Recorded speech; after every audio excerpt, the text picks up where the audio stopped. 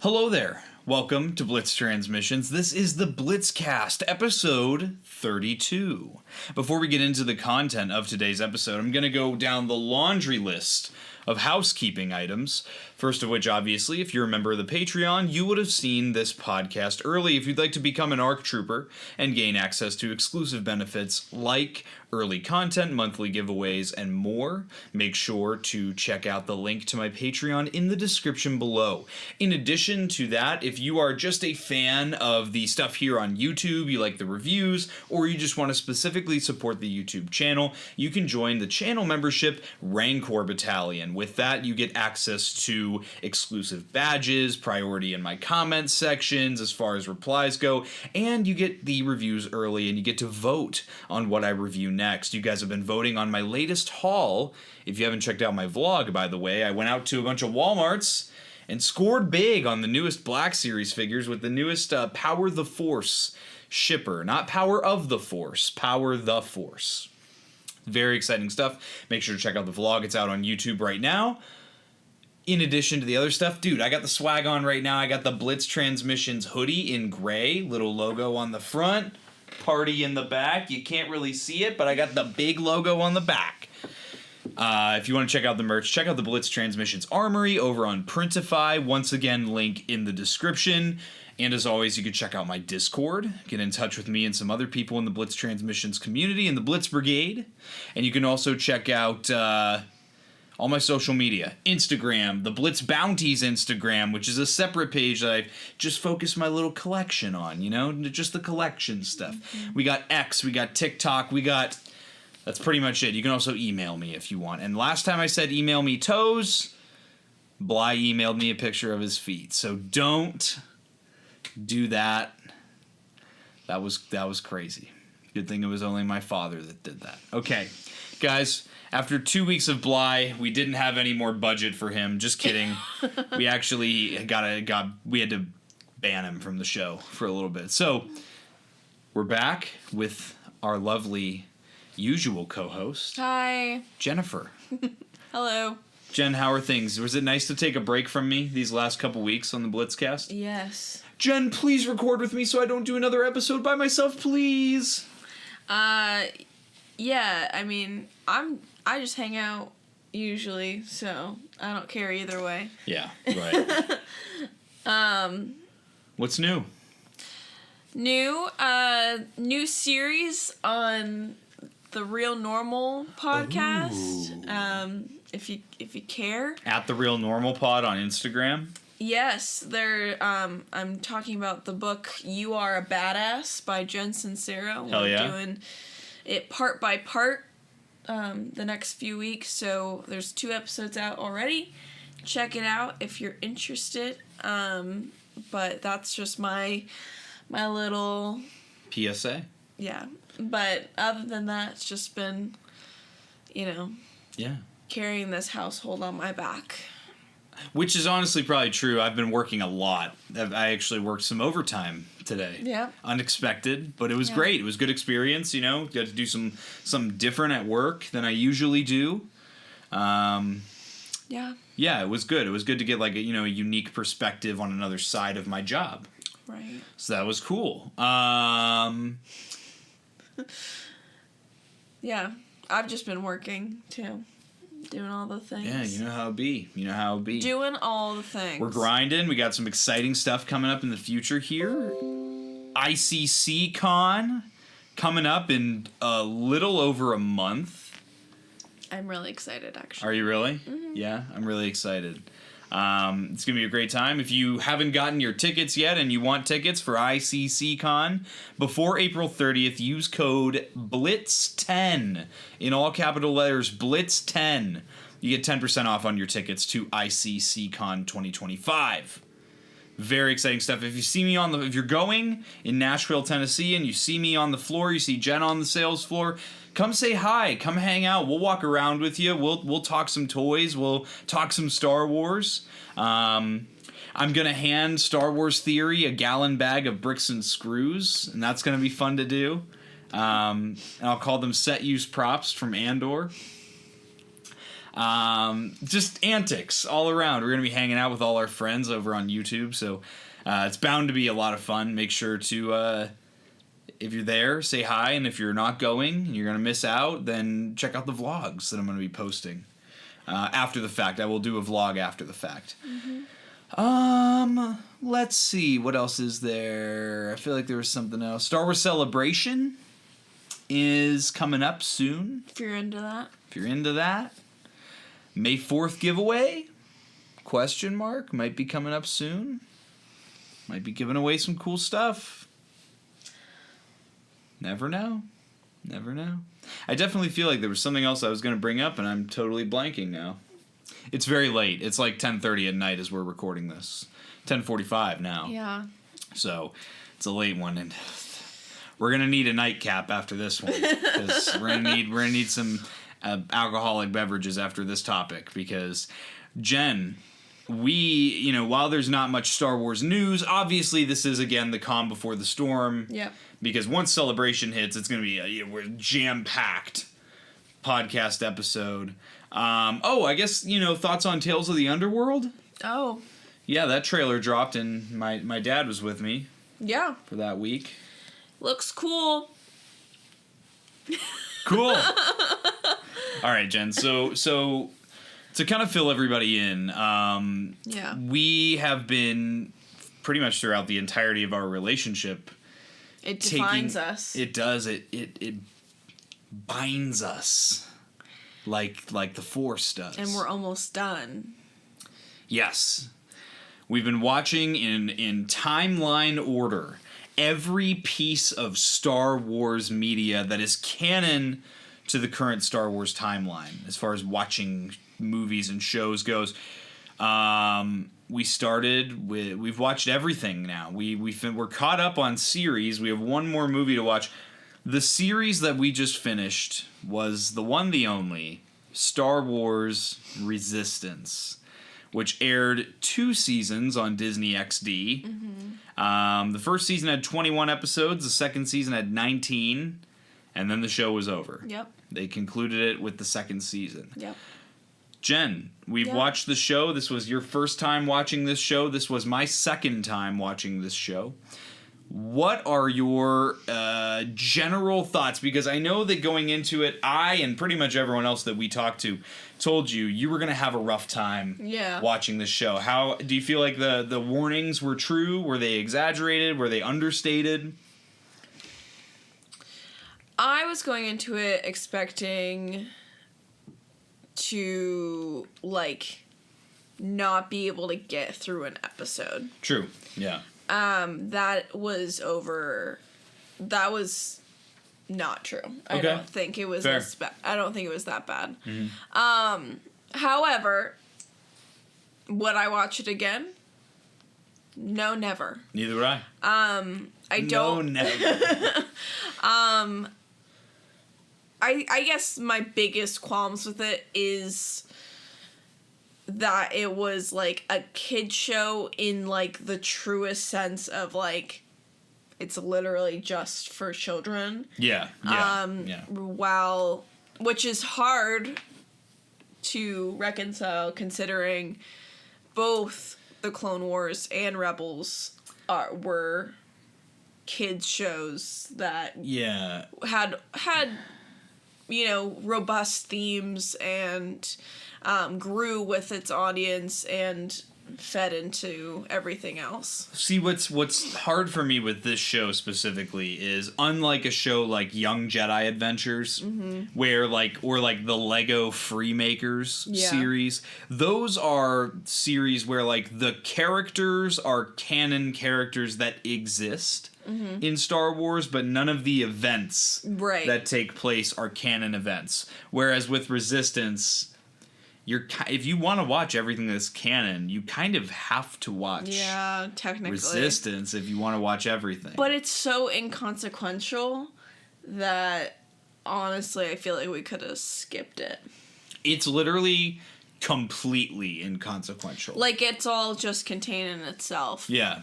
Meanwhile, I don't want to I don't want any media in the future that takes place after Rise of Skywalker where Kaz is just like makes a cameo appearance. I'm okay if that never exists. Meanwhile, everyone's like blowing their loads over Zeb being in like a trailer, yeah. It's just a different vibe.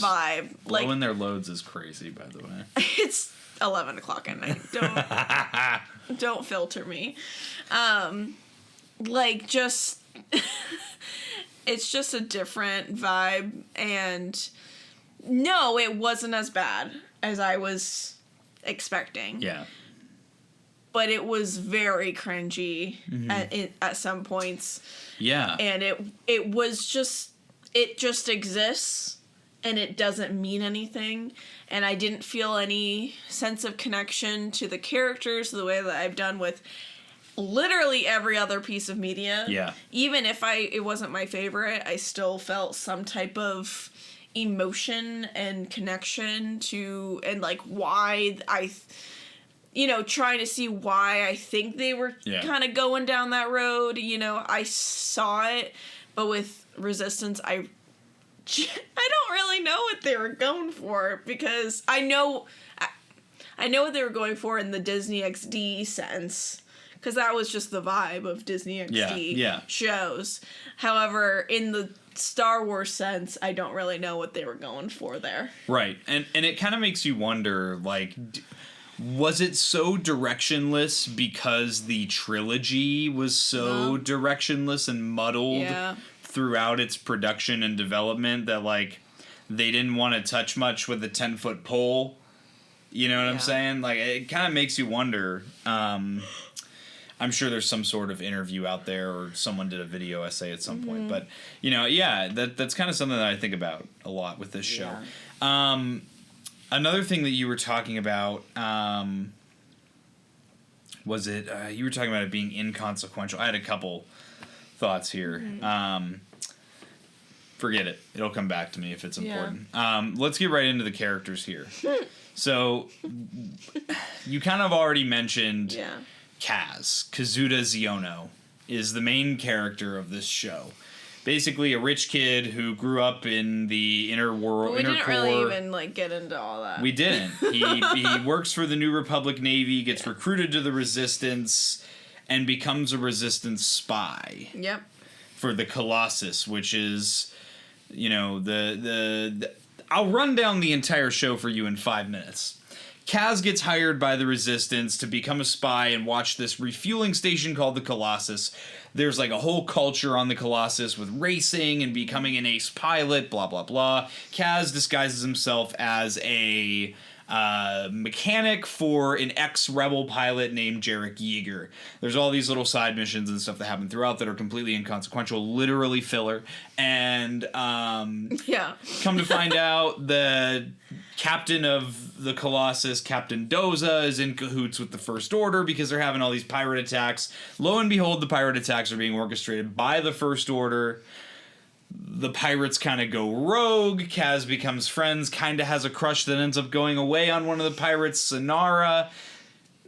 You find out at the end of the season, right when the First Order attacks, the Colossus is actually a ship. They fly it away, and then the entire second season of the show is just a series of, time and time again, the First Order finding the Colossus, attacking the Colossus barely escapes and jumps into hyperspace, probably 5 or 6 times in those 19 episodes. And then at the very end, they blow up the Star Destroyer, all the bad guys die, and happily ever after.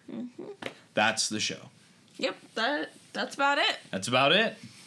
And if you didn't know that, you could watch everything else and it wouldn't matter. Nope. Yeah. So let's start with Kaz, because he's pretty frustrating for you and for me too. Kaz was probably the second most intolerable character for me in the show. Kaz should have died every episode, because he's that character that when they're sneaking around and he either runs into something or falls, or he's the one, like, when they're being chased by someone, he stops and looks and he goes, whoa, and he runs away. Kaz should have been literally murked day one of being on the Colossus. And I know that that's just like a trope and it's a gimme, it's a slapstick comedy, whatever. It happens at least 5 times an episode with Kaz. On average, yeah. It was his only shtick. Yeah. It was his only thing. It was his personality. That was like, he didn't have... There was like a handful of episodes that gave Kaz more depth, but not enough to actually do anything for him. And his whole thing was that he's clumsy, but he's the spy, ironically. But also, like, he messes everything up. So I don't...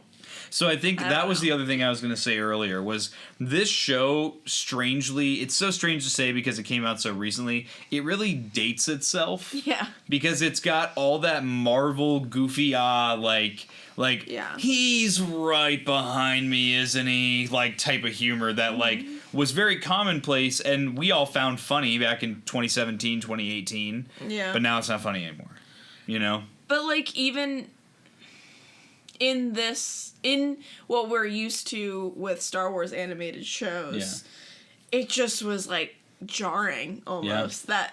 That was a continuous thing, and there really wasn't that much character growth. Yes. You know, with that. Because that's where we usually see, even with Ezra. So Ezra, I think I said this on your podcast when we watched Rebels, was like, I liked Ezra, but, like, I thought he was pretty annoying in the first season. Yeah, most people do. My dad hates Ezra. Because of that. Yeah, because he's, like, immature and goofy and, like... Yeah. But you see so much growth in him that obviously it's a longer series, but even just in the first season, he has growth due to this new group of friends and family and, you know... Yeah. And it's just so...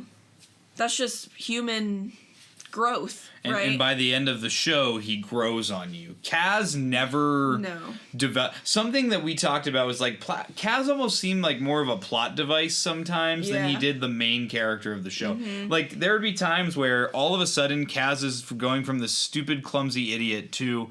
Yeah, and Kaz is going to help train the aces on how to fight the First Order, because Kaz used to be a pilot for I forgot New Republic, that. And then all of a sudden, like, Kaz is a great pilot. I, like, totally forgot that he, like, was in the Navy at one point, so then when they brought back that information, I was like, oh, yeah, I guess he must have been pretty good. It's so hard because, like, you have moments with him here and there, like you said, where you're like, oh, that's cool, like, maybe he's growing on me. And then Kaz is walking backwards, talking about, oh, stealth is my middle name, and then he slips and falls on literally nothing sometimes. Sometimes and then it's always his feet go up in the air and he's flailing his arms. And one thing I have to really remind myself of as an adult fan is that this show literally... Right. I know everybody loves to throw around the whole, like, oh, George Lucas said it's for 12-year-olds, blah, blah, blah. But, like, this show is literally for, like, 6 to 8-year-olds. Yeah. That's what Disney XD's target audience is. Like, that is what... I have to remind myself. I'm telling you, it's probably not enjoyable for you as an adult fan. No. But for kids, I could see the appeal. Right. I could. And that's what I was saying, is it makes sense for Disney XD. Mm. But again, it's hard to completely remember that because Rebels and the Clone Wars were also targeted for kids on kid networks. And they had mature themes,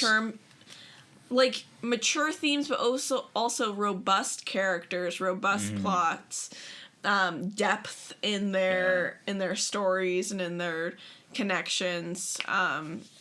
So it's hard to just completely disregard its Resistance shallowness. Yeah. Because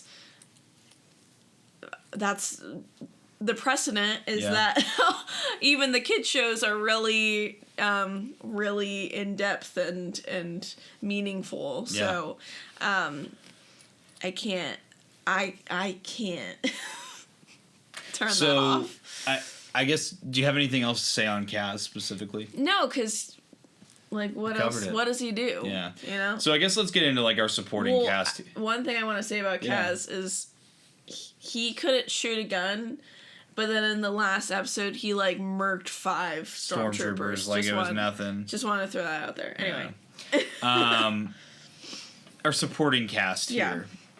Should I start best to worst or worst to best? Let's like get off the negative train for a little bit Okay. and like get into a high point, which is honestly probably like on my first watch through I thought he was one of the most annoying characters. And on my second watch through, he's honestly probably my favorite character in the entire show. Niku, Niku. the Nikto. How are we feeling about Niku? Niku, excellent friend. Yes. Excellent mechanic. Yeah.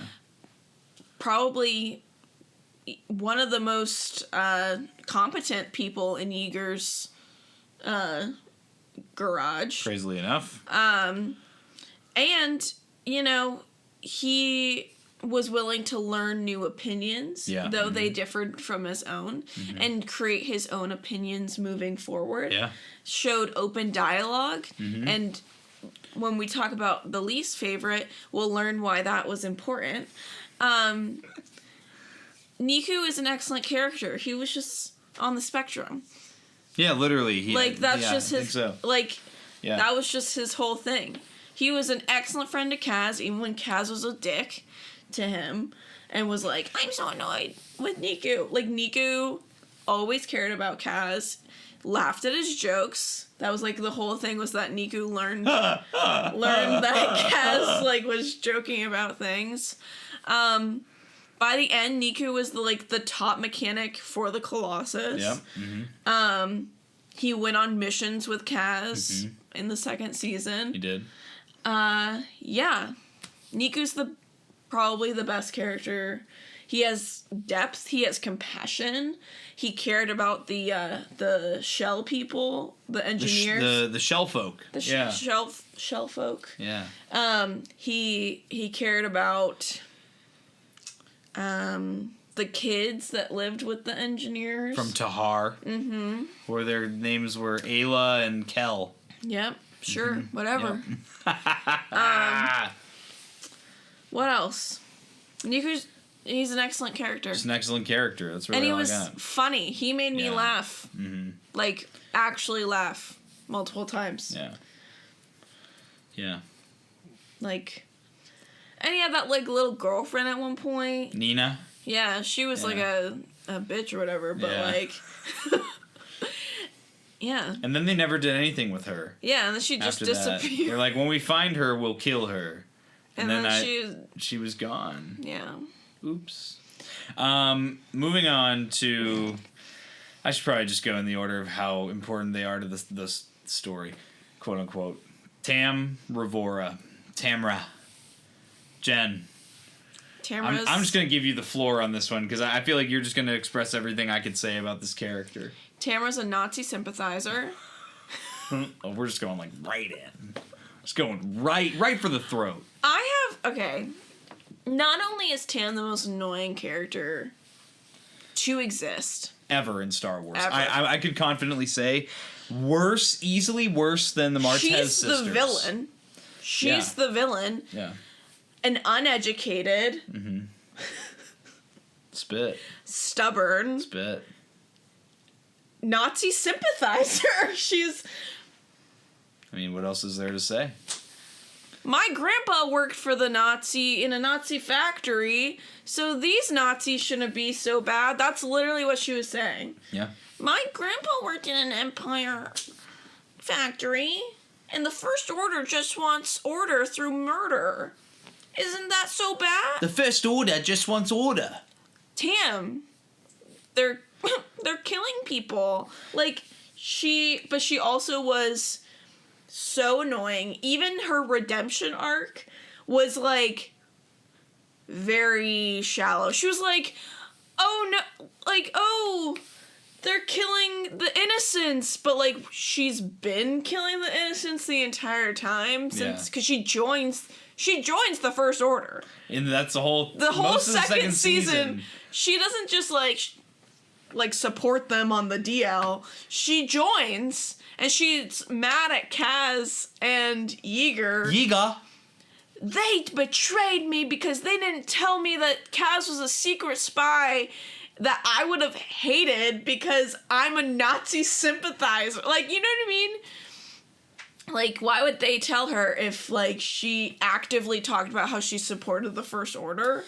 Yeah, she was also just, like, generally insufferable. Like, she's so annoying. And it's just the way that they wrote her. Like, that's what I take issue with. It has nothing to do with the voice actress. Like, it has everything to do with, like, the character doesn't have any depth beyond, like, I'm just eternally annoyed by all these stupid boys. These boys. Like, yeah. God.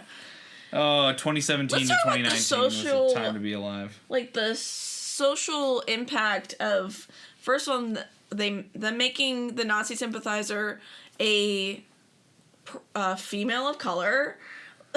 Kind of crazy, to be honest. That's the first thing I thought of. Was like, well, and then the other one that they make the Nazi sympathizer is Rucklin, the Draco Malfoy, blonde hair, blue eyed. Like, it's like, like let's think about the I get what socio impact. I get what they were going for. I just think it was poorly executed. I get that they were going for, like, in a galaxy divided, you're going to have peers that see things very radically different from you, and, you know, people that can be seduced to a fascist regime. Yeah. And because, it's happened all throughout history. Like, I totally understand what they were getting at. It just wasn't executed well. And, like, if I as an adult don't understand how she got there, then I don't understand how a kid could understand that concept. Like, okay. Especially when it's a kid's show and it should be so basic. Let me get off my little... Like, in the first season, I do get what they were going for, like you're saying. Of, like, it makes sense, and in the grand scheme of things of the, you know, integrated Imperial people, just like what we saw with, like, Ahsoka and the Mandalorian, of, like, it's still integrated and people still, like, think it's okay, and they didn't really fully understand that they were, like, evil people.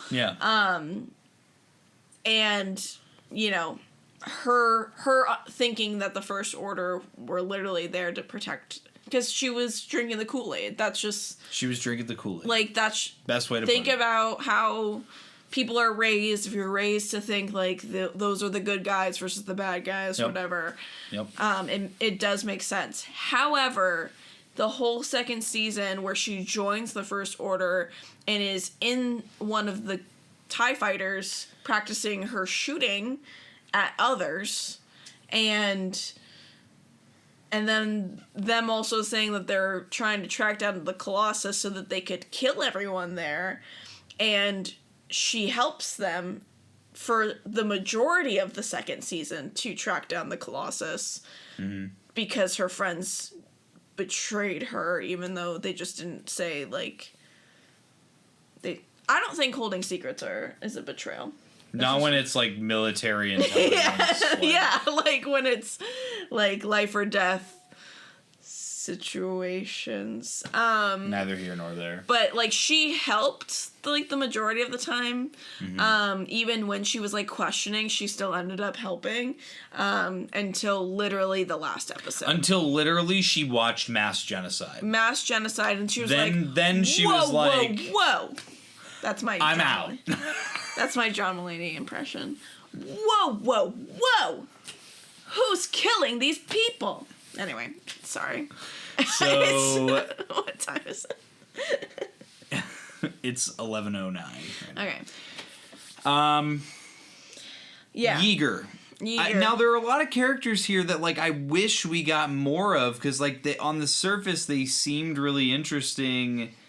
And we just got no, like, depth. Other than, like, an episode here and there. Like, Doza Captain Doza was an Imperial officer. And you get Jarek Yeager was a rebel pilot. And, like, Griff, one of the ace pilots, was an Imperial pilot that defected because Captain Doza defected. Yeah. Like, that is cool. That is such cool, unique information that, like, they give it to you in these little bite-sized chunks, but they're spread out so far that, like, you forget about it by the time the next episode pops up. And, like, the first season really was fairly solid in its plot. Yeah. It made sense. You know, Kaz gets there to be a spy. Yep. He meets Yeager. He learns that Yeager was a rebel. And, you know, it's just kind of like those... It just made sense. And then they find out more about the First Order, blah, blah, blah, blah, blah. The second season just kills it. The second season, we talked about this, the second season is definitively, to us, worse than the first season. Yeah. And that should not happen with a show. No, I think that's the first time it's ever happened. Yeah. Where the second season lost the good character of it. Yeah. So immediately. Because I think you're right, though, that it probably has to do with the lack of direction with the sequel trilogy, that they didn't really want to do anything if the storyline changes. Yeah. The first season ends with Kaz watching the Starkiller base blow up Hosnian Prime. Which is where his family is supposed to be. Right. So like that, it flowed. It made sense with Force Awakens. So it does make sense that they were trying to avoid, you know, any plot points. Like General Hux makes an appearance in the second season. Kylo Ren makes an appearance in the second season, but in like the most inconsequential way. Like it just doesn't matter. Yeah. At all. Doesn't matter at all. Yep. Yeah. So because all of the First Order people that they're dealing with are killed by the end, and just they're always avoiding it just doesn't matter. They never end up meeting back up with the Resistance. Yeah. Kaz never gets back in touch with his family. He never gets back in touch with Poe. It just nothing really concludes. Like it's all just like it just and it ends. Like that's just the show just ends. Like that's I guess again, like for a kids show, it's fine, whatever. Like kids aren't gonna care. But for adults, like, you're like, what the hell, man? Like, especially, you come to have such high standards for Star Wars animation with, like you said, the Clone Wars. I know the Bad Batch came out later, but the Bad Batch, Rebels, like, you tend to have a higher... Tales of the Jedi. Like, you have a higher standard that you hold these animated series to, especially when names like Dave Filoni and Carrie Beck are behind those shows. Like they did such a good job on Bad Batch. Yeah. And then you look at this show again, it's like I wonder how much of it was like this is at the same era where Disney was meddling in everything like very heavily. So I wonder how much of it was like Disney just telling them this is what you're gonna make. And they were like, okay, like we're just gonna work with what we have, you know? Yeah. So and then again you have all the stuff going on behind the scenes with the sequel trilogy and the changing of the guard between J.J. Abrams to Rian Johnson to Colin Trevorrow. But wait, Colin Trevorrow walked. Now it's time to give it back to J.J. Abrams. But Rian Johnson kind of did his own thing instead of following the plan for the trilogy J.J. had. You know, so you just had a mess, like a corporate mess. And so I could see how this like side story, they're like, you know what, let's just tie a bow on it. Be done. Yeah. You know, throw it at the wall, see if it sticks. So, yeah, it's hit or miss. Yeah. To bring it back to Yeager, honestly, I'm like neutral on Yeager. Same. I don't think he, as the mentor character, Right. that he was supposed to be, he really didn't bring that much to the table. No. He didn't have that many one-on-ones, especially in the second season. Like, there's just nothing. Yeah, Yeager just kind of takes on, like, this, like, backseat role in the second season of, like, and now I just helped Captain Doza. Yeah. You know? Like, there was, the first season, there was a little bit of him talking to Kaz and kind of, like, guiding him on, like, it can be lonely when you're living in a secret life. Living a lie. You know, and there was a little bit of that. And we find out that, like, his family was... There was the episode with his brother. And you find out, like, Yeager's family was killed because of a crash. Because his brother caused a crash. And, like, something Speed Star. Yeah, I totally forgot about that until right now, because it was one episode where they talked about Yeager's family and then it wasn't brought up again. And it's just buried so deep in the show. Yeah. Like, that's the problem. And it's like one stupid episode about a famous racing star that ends up being Yeager's brother. You know what I mean? Yeah. Like, that's the unfortunate part about the first season, is there are cool moments, but the racing part of it, the kiddie part was the racing. It just kind of, like, it falls flat for me, obviously. But it started as a very important part of the show, and then, like so many other things in the show, like, I feel like it kind of dies, like, within the first season. Yeah. Like, it doesn't even...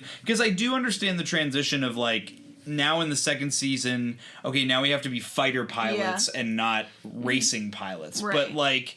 And that was one of the really, like, few things in season 2, honestly, that, like, I was actually intrigued by. Yeah, me too. But... Like, again, like, even by the end of the first season, like, I forgot the racing was a thing. Like, it just gets lost in... They were trying to really build the culture of the Colossus as this self-contained, like, community and ecosystem. And I think that they were trying to do so many things that, like, the racing, which was, like, seen as the big prominent thing, gets lost. Yeah. You know? Yeah. But... I think it was a lot of weak characters and a lot of characters. So I think, a lot of, like, kind of how, like, I feel about the Acolyte. Yeah. A lot of different things that are, like, ankle-deep water. They don't dive deep enough into anything for me as the viewer, like, to care about one particular thing. I think that's something that specifically, like, the Clone Wars did really well. Yeah. Was, like... There are so many factions and aspects of the Clone Wars. Bounty Hunters, Night Sisters, Clone Troopers, the Separatist Alliance, the interworkings of the Republic government, like Jedi, Sith, you know, all these different sects and factions and all these different things. But you felt like every single one had depth. Every single thing, every character in a group was an individual. Yeah. And they did that very expertly. And I feel like Rebels did that really well, too. They really... I think Rebels took its time to really dive into the background of every single character. Yeah. Especially Especially in the main crew. Right. You know? Yeah, I'm trying to think of, like, with the Clone Wars... What do they do so much better? Is it just that they take the time to explain everything and make sure every character is fleshed out?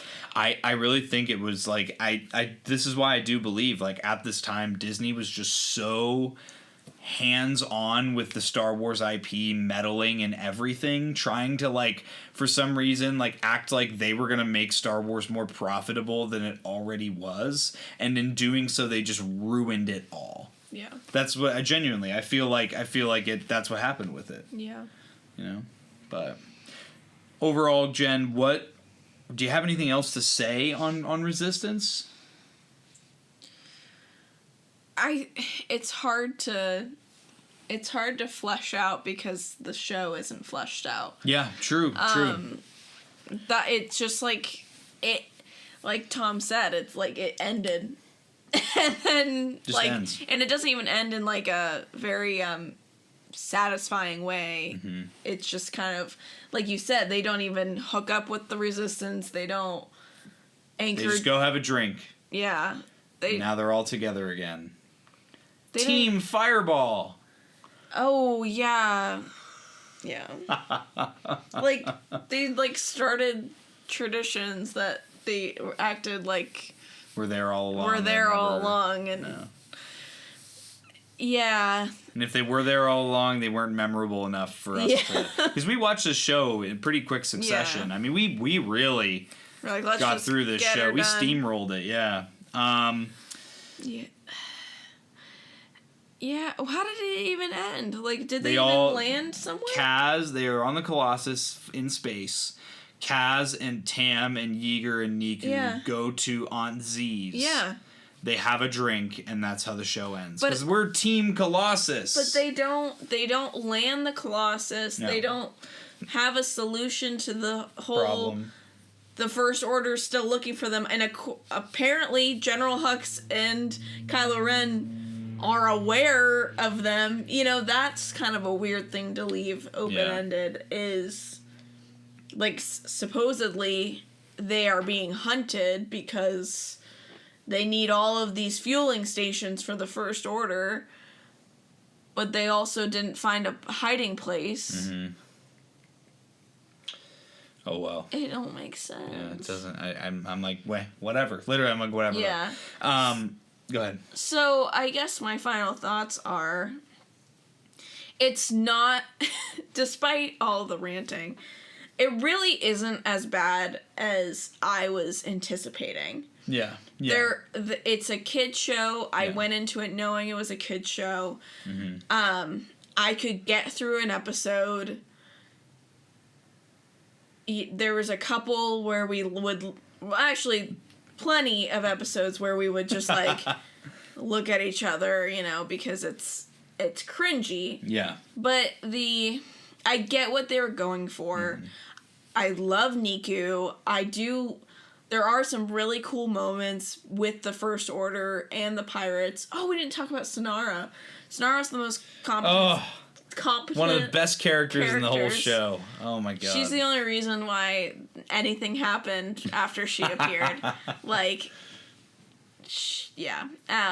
She's the pirate that Kaz, like, kind of liked, and that didn't go anywhere. And I gotta give a shout out to Commander Pyre. Commander Being a badass looking trooper character. Yeah. Yeah. I mean, I did really like Commander Pyre's character, because he really gaslit Doza in the entire first season. Yeah. I thought that was really cool to hear, because they were, you know, paying the pirates to attack the Colossus so that they were being hired to protect them.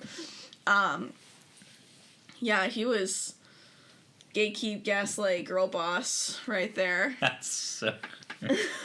Oh my god. So Jen, out of 10, what would you give Star Wars Resistance? A 2.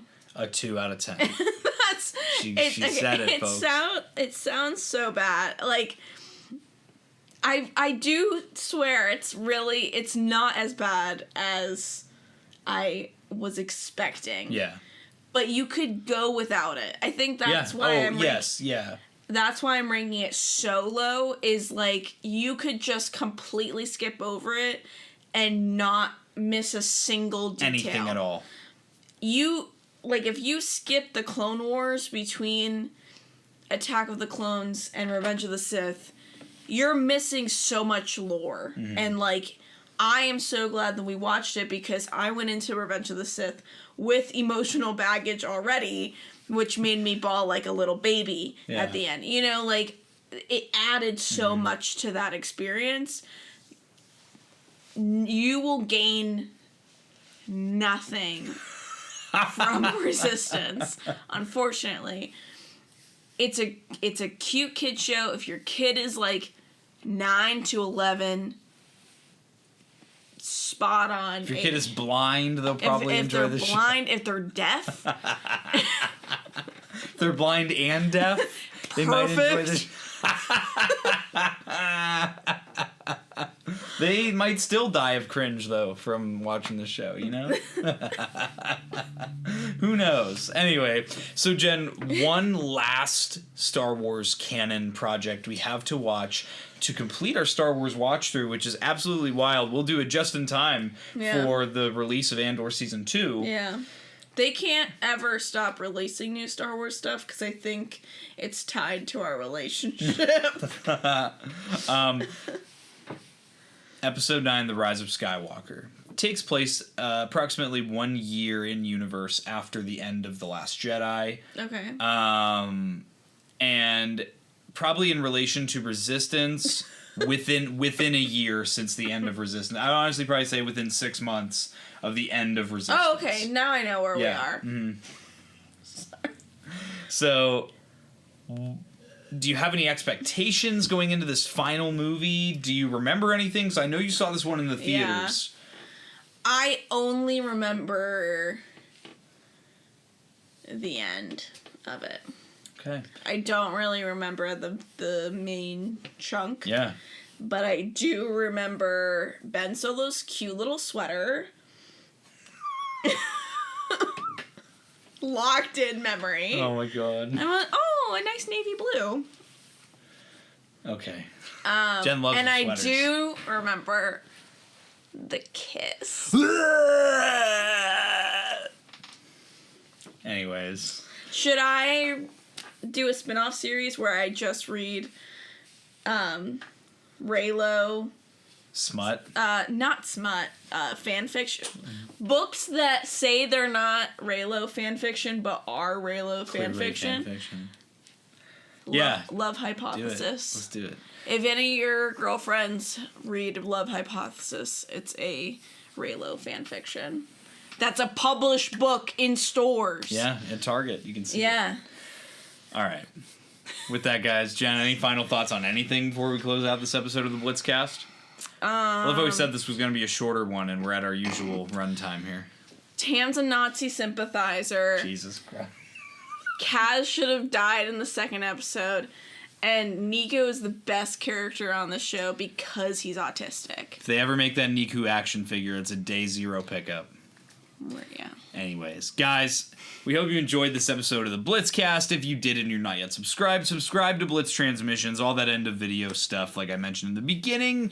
Check out the links in the description below. Check out the Real Normal podcast with Jen. She talks about real life, not stupid Star Wars. Guys, I hope you enjoyed this episode. We'll catch you for the next one, and may the Force be with you. Bye. Breaking off. All units, fire at will. 1-2, pick your targets. Too many, Captain. Watch your stabilizer, Gold 6. Anybody cover me. I got 2 vultures on my tail. Gotta hold them here. Watch your left. I can't shake them. I'm hit. Where's our reinforcement?